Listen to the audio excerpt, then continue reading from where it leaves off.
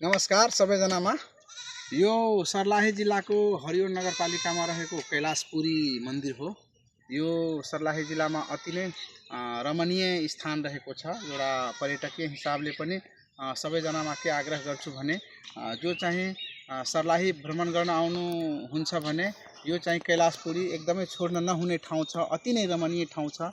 यहाँ का डाँडा, यहाँका कैलाशपुरी मन्दिर भयो, अनि यहाँ यो उपत्यका यो क्षेत्रहरूमा चाहिँ यो अति नै रमणीय स्थान रहेको छ।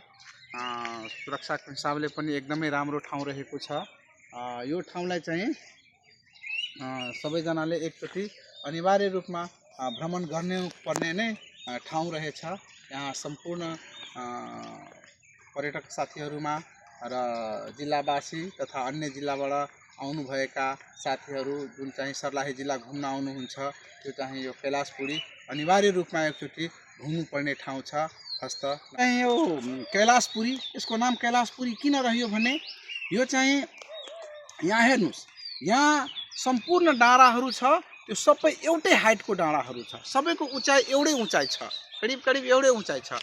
यो डाँडाहरूको उचाइ, यहाँ जति डाँडाहरू हेर्नुहुन्छ सबैको उचाइ एउटै साइजको छ। यो डाँडाहरूमा किंवदन्ती यहाँ के छ भने कुनै कालमा भगवान शिवले कुनै राक्षसबाट भयभीत भएर भाग्दै भाग्दै आउँदाखेरि यहाँ चाहिँ यो एउटा भुलभुलैया बनाएर अनि यो ठाउँमा चाहिँ भगवान शिव लुक्नु भएको थियो र लुकेर यो राक्षसबाट भगवान शिव मुक्ति पाउनुभयो।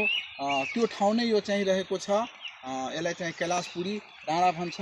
यो चाहिँ यसको किंवदन्ती कथा यस किसिमको छ।